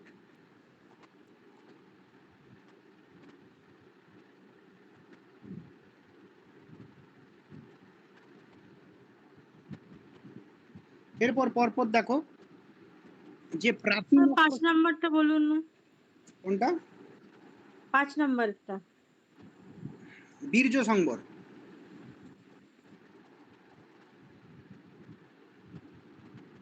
প্রাতিমোক্ষ সংবর মানে কি? বলছে এটি হলো সেই ধরনের নিয়ন্ত্রণ যা অনুসরণকারীকে রক্ষা করে।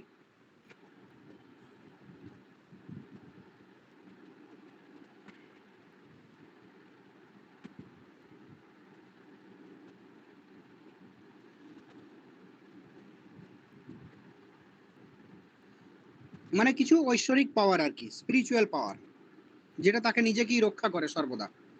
সতী সংবর কি? যে মনোযোগের নিয়ন্ত্রণ। সতী সংবর হচ্ছে মনোযোগের নিয়ন্ত্রণ, সর্বদা মনোযোগ ঠিক রাখতে হবে, ঠিক থাকবে। 3 নম্বর হচ্ছে জ্ঞান সংবর, এটি হচ্ছে জ্ঞানের নিয়ন্ত্রণ।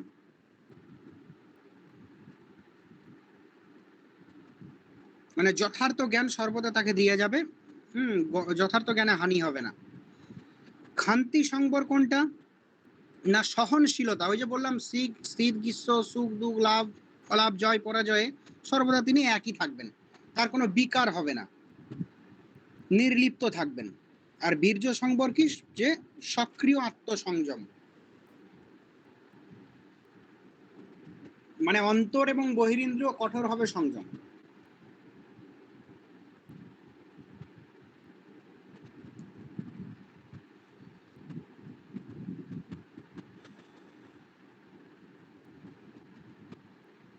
হয়েছে তো? এই 5টা খুব ভালো করে মনে রাখবে, এখান থেকেও কোশ্চেন আসে। তো যাই হোক, আমার যেটা বলার ছিল, শীল হলো, প্রজ্ঞা হলো, এরপর সমাধি। সমাধি ওই লাস্ট যে 3টে, সম্যক ব্যায়াম, সম্যক স্মৃতি এবং সম্যক সমাধি, এই 3টে, সম্যক ব্যায়াম, সম্যক স্মৃতি এবং সম্যক সমাধি, এই 3টেকে বলা হচ্ছে সমাধি। সমাধি 3 প্রকার বৌদ্ধ দর্শনে: সম্যক ব্যায়াম, সম্যক স্মৃতি, সম্যক সমাধি। সম্যক ব্যায়াম মানে কি? যে সর্বদা কুচিন্তাকে দূরীভূত করে সুচিন্তায় নিবৃত্ত থাকা, ওই যে বলেছিলাম।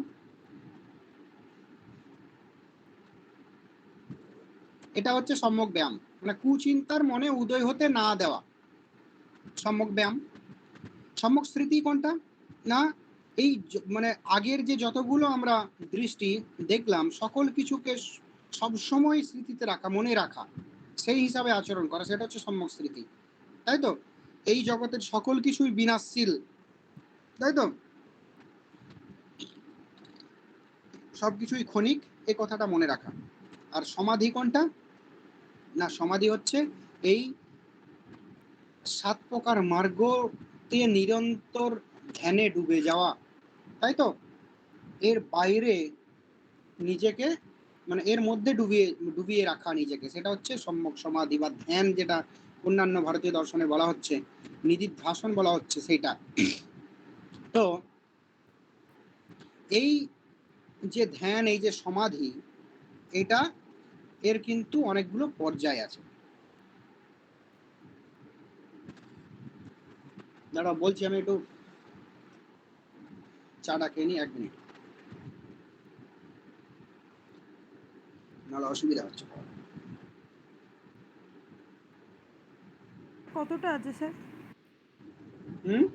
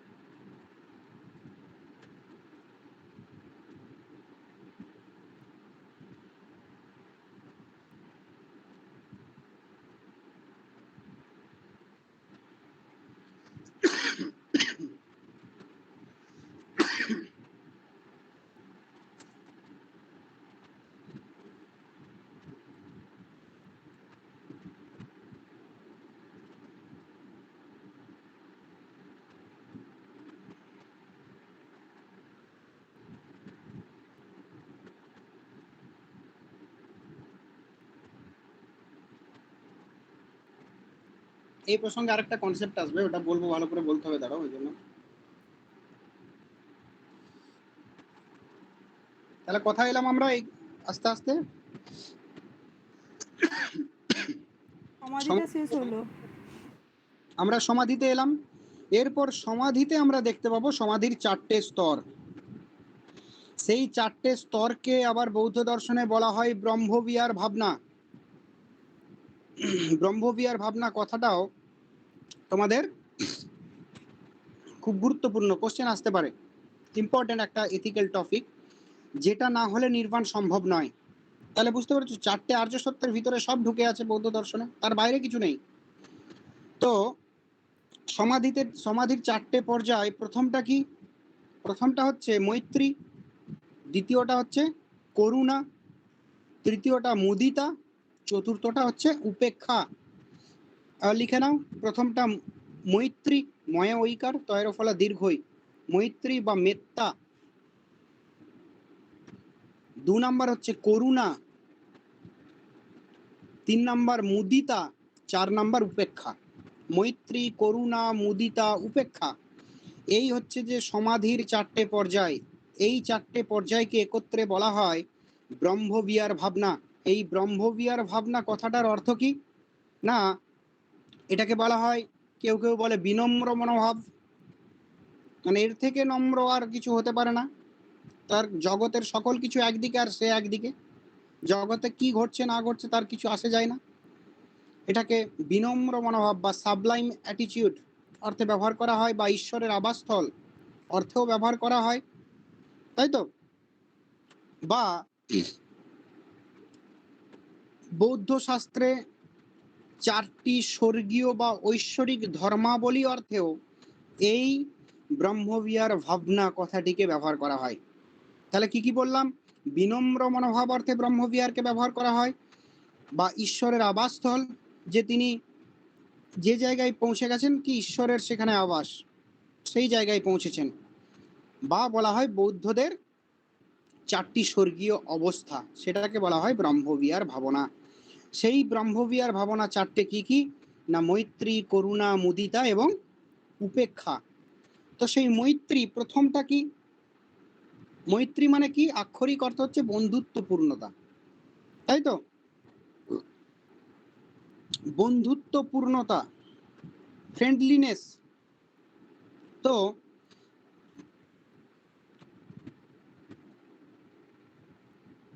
সকল মানুষের সঙ্গে বন্ধুত্বপূর্ণ আচরণ, সবাই আমার বন্ধু, তাই তো?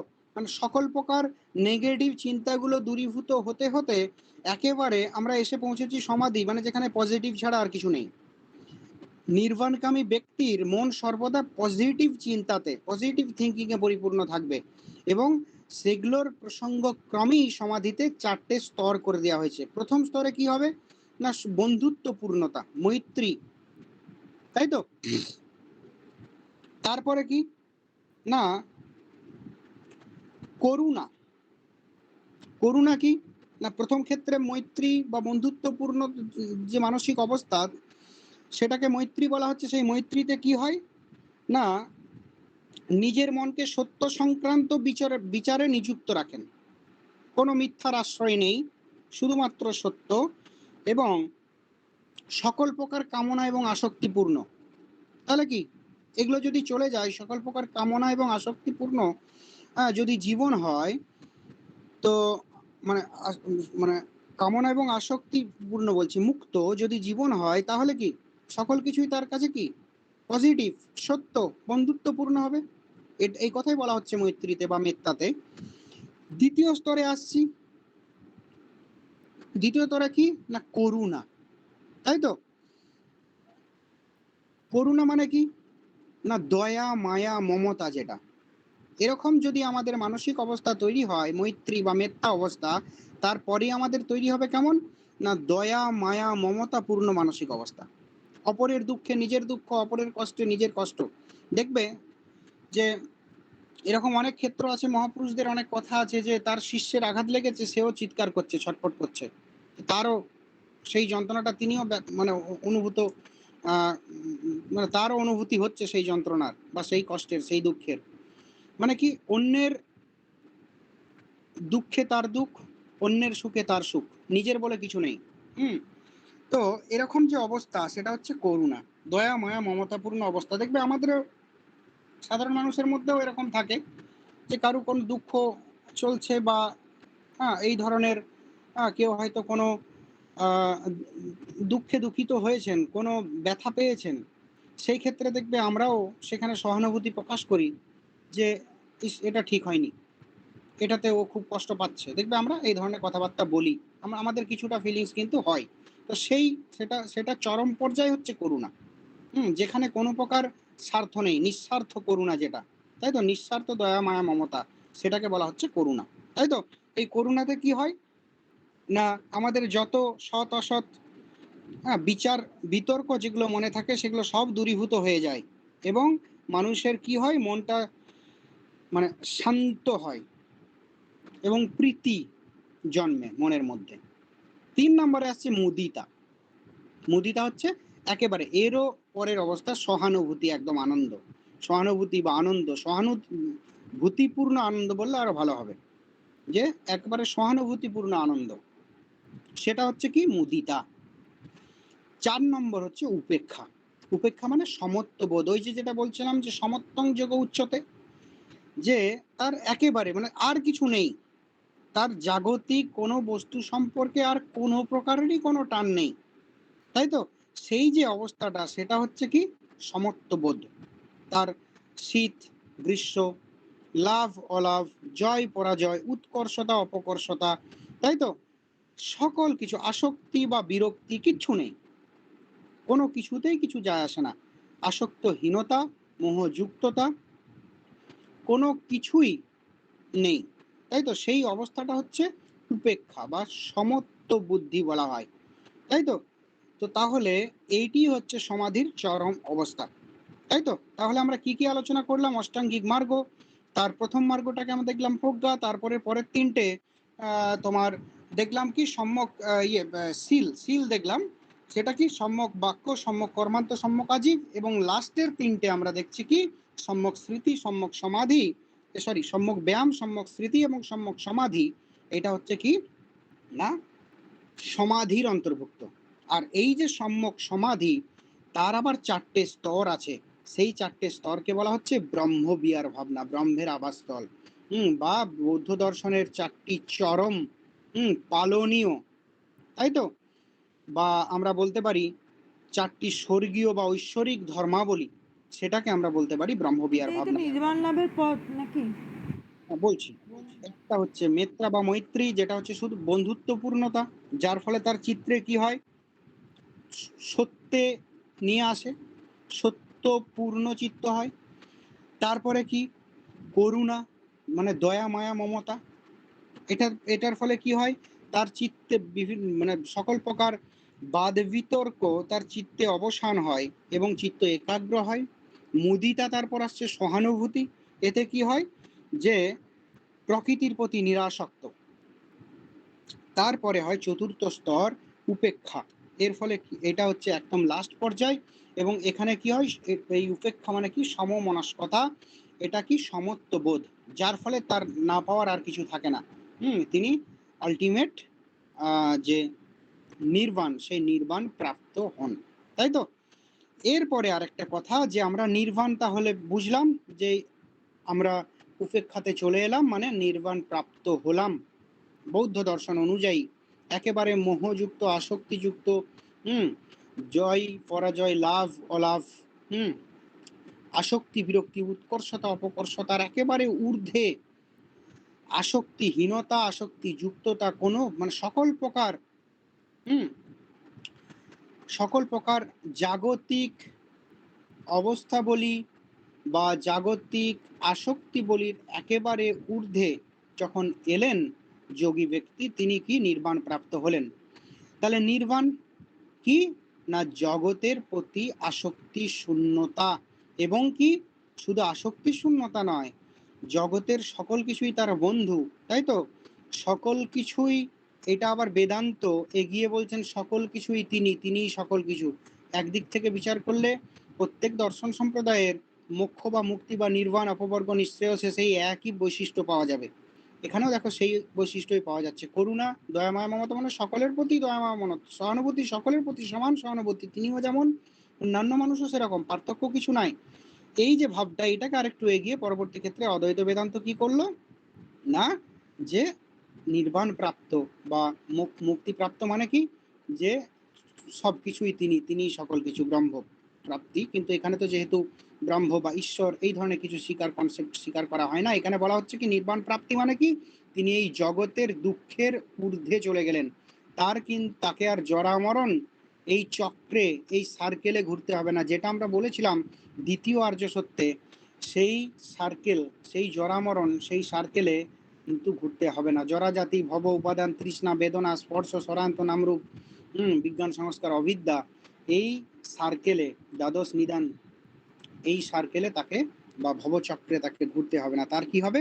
তার চিরকালের জন্য তার কি হবে? ওই যে বলেছিলাম, প্রদীপের উদাহরণটা শুরু করেছিলাম ওই দিয়ে, যে তার যে তেল, প্রদীপ জ্বলার জন্য তেল প্রয়োজন, তেলটা শুকিয়ে গেলে যেন আর আগুন জ্বলে না, যেমন আস্তে আস্তে প্রদীপ নিভে যায়, ঠিক সেরকমই তার জীবনটাও, তার এই সার্কেলটাও নিভে যাবে, সার্কেলটাও স্তব্ধ হয়ে যাবে। মানে জন্ম মৃত্যুর যে সার্কেল, তার ফলে তার কি হবে? তার আর জন্ম হবে না, জগতে দুঃখ ভোগ করতে হবে না, তিনি নির্বাণ প্রাপ্ত হবেন।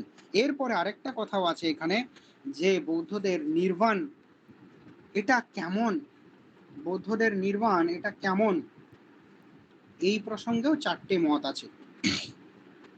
যেমন 1, 2 করে লিখে নাও। নির্বাণ হলো চির অবলুপ্তির অবস্থা। নির্বাণ হলো চির অবলুপ্তির অবস্থা। এটা কার কথা? নাগার্জুন। নাগার্জুন বলছে চির অবলুপ্তি। কেননা দেখো ভালো করে, নাগার্জুনের মতটা মনে করো শূন্যবাদ, যে তার মতে জগতে কিছুই নেই, সব শূন্য, জগতের কোনো কিছুকেই কোনোভাবেই ব্যাখ্যা করা যায় না। তাহলে কি? অবশ্যই সকল কিছুর অবলুপ্তি। আমরা জগতে যেগুলোকে সত্য বলে মনে করছি সেগুলো আসলে সত্য নয়, সেই ভাবটা আসাই হচ্ছে নির্বাণ। দ্বিতীয় নম্বর হচ্ছে নির্বাণ এক শাশ্বত আনন্দময় অবস্থা। নির্বাণ হচ্ছে এক শাশ্বত আনন্দময় অবস্থা, এটা কার মত? আচার্য নাগসেন।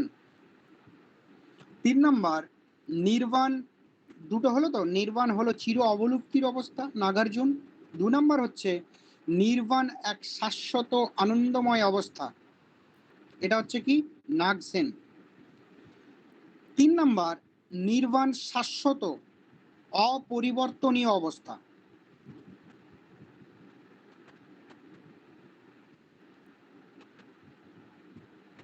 নির্বাণ শাশ্বত অপরিবর্তনীয় অবস্থা, এটা হচ্ছে বৈভাষিকগণ।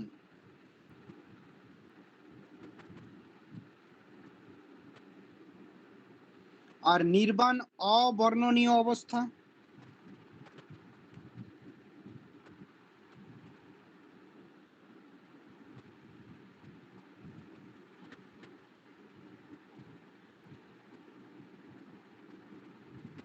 নির্বাণ হলো অবর্ণনীয় অবস্থা।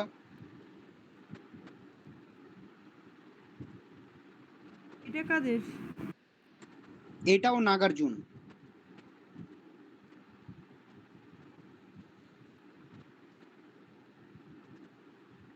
হয়েছে? নির্বাণ হলো চির অবলুপ্তির অবস্থা, নির্বাণ এক শাশ্বত আনন্দময় অবস্থা, নির্বাণ হচ্ছে শাশ্বত অপরিবর্তনীয় অবস্থা, নির্বাণ অবর্ণনীয় অবস্থা। বৌদ্ধ, এই প্রসঙ্গে একটা কথা বলে রাখি, বৌদ্ধদেব বৌদ্ধদেবকে প্রশ্ন করা হয়েছিল নির্বাণটা কেমন, তিনি চুপচাপ থেকেছিলেন, কোনো কথা বলেননি। বৌদ্ধদেবের কথা আছে যে অব্যক্তানি দশবিধানী, অব্যক্তানি দশবিধানী, অব্যক্তানি দশবিধানী, তার মধ্যে এই প্রশ্নটাও একটা যে নির্বাণ কেমন, নির্বাণ। শ্লোকটা হ্যাঁ বলো। আরেকবার বলুন। অব্যক্তানি দশবিধানী, বৌদ্ধদেব 10টা প্রশ্নের উত্তরে তিনি চুপ থেকেছেন, কোনো উত্তর দেননি। তার মধ্যে নির্বাণ, পরবর্তী ক্ষেত্রে তার যে বিভিন্ন ব্রাঞ্চ সৃষ্টি হয়েছে বিভিন্ন জনের মাধ্যমে, তারা কিছু কিছু মন্তব্য করেছেন, যেমন নাগার্জুন, যেমন নাগসেন, যেমন হচ্ছে তোমার এই বৈভাষিকগণ। কিন্তু বৌদ্ধদেব নির্বাণ কেমন, নির্বাণ লাভে কি হয়, এই কথা কিন্তু তারা তিনি কোনো কিছু বলেননি। তার এটাকে বলা হচ্ছে অব্যক্তানি দশবিধানী। তো তার দশবিধ যে অব্যক্ত না বলা কথা, তার মধ্যে এটা একটা। এটা এটা কি বলবো, একটু লিখে নেবে তোমরা। যে 10টি প্রশ্নের উত্তরে বৌদ্ধদেব নিশ্চুপ থাকতেন, ওটা খুঁজে পেয়েছি আমি, তো তাই বলে দিচ্ছি তোমাদের। বুদ্ধদেব যে 10টি প্রশ্নের উত্তরে নিশ্চুপ থাকতেন, কোনো কথাই বলতেন না, সেগুলো কি কি? 1 নম্বর হচ্ছে জগৎ কি নিত্য, জিজ্ঞাসা চিহ্ন, জগৎ কি নিত্য। 2 নম্বর জগৎ কি অনিত্য।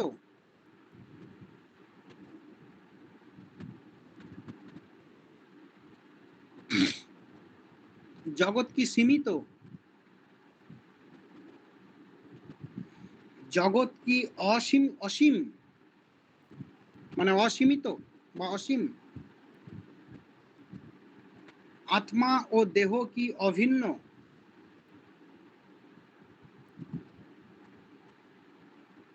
আত্মা ও দেহ কি ভিন্ন।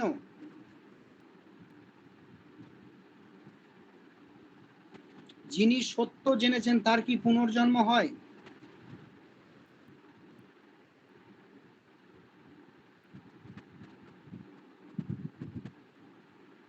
তার কি পুনর্জন্ম হয় না।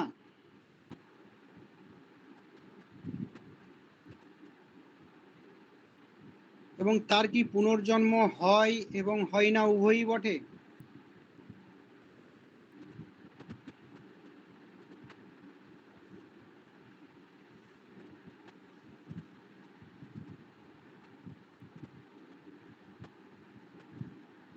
আর নির্বাণ লাভে মানুষের অবস্থা কেমন হয়।